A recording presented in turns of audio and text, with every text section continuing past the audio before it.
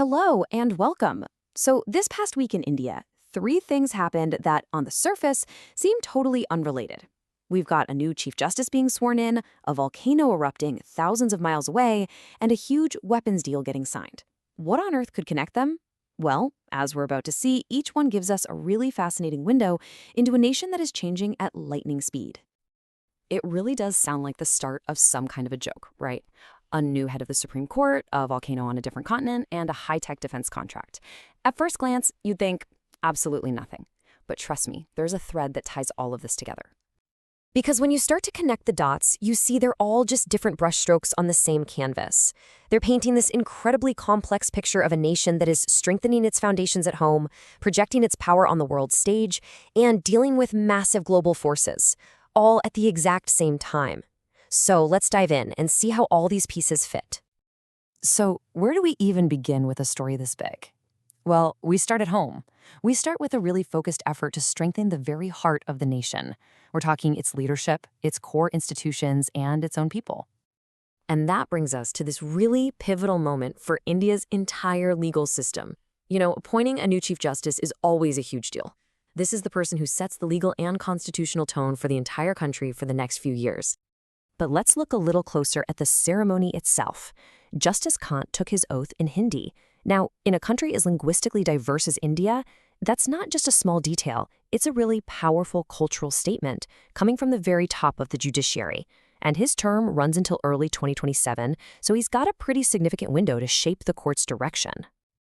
And this focus on strengthening the nation from the inside, it's not just happening in the courtroom. We're seeing a very similar push in social policy, especially for some of India's most historically marginalized communities. And you want to see the proof? Just look at this chart. The numbers here tell the whole story. The budget for the Ministry of Tribal Affairs has more than tripled in about a decade. We're not talking about a small tweak here. This is a massive infusion of cash for things like education, healthcare, and job creation in these communities. It's a statement. Okay, so once you start shoring up the foundation at home, the next logical step is to look outward. This next piece of the puzzle is all about how India is moving to secure its future, both in terms of national defense and its energy needs. First up, let's talk defense. You're going to see this acronym HAMMER. It stands for Highly Agile Modular Munition Extended Range. In simple terms, think of it as a really, really smart bomb. It's a sophisticated weapon you can launch from a jet to hit a target on the ground with incredible accuracy. But here's the really important part. This isn't just about India buying French technology. The deal is structured so that these advanced HAMMER systems will be manufactured in India. This is a huge deal for the country's self-reliant India initiative. The whole idea is to shift from being a major importer of weapons to actually building up a world-class defense industry at home. At the same time, there's this massive effort underway to completely rewire the country's power sector. The new Electricity Amendment Bill aims to basically tear down the old monopoly system you see on the left. The new vision is to create a competitive market, which should, in theory, give you and me more choice as consumers and hopefully lead to better, more efficient pricing. It's a huge, ambitious undertaking.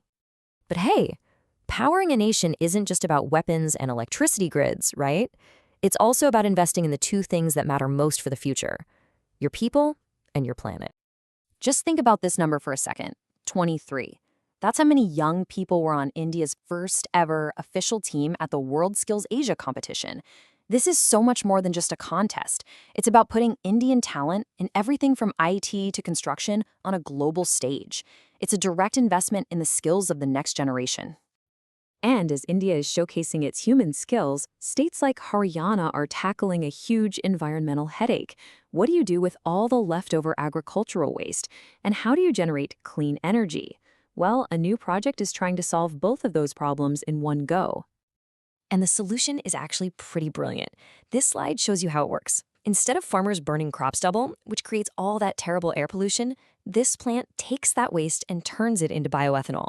So in one clean process, you're creating green fuel, you're cutting down on pollution, and you're giving farmers a brand new way to make money.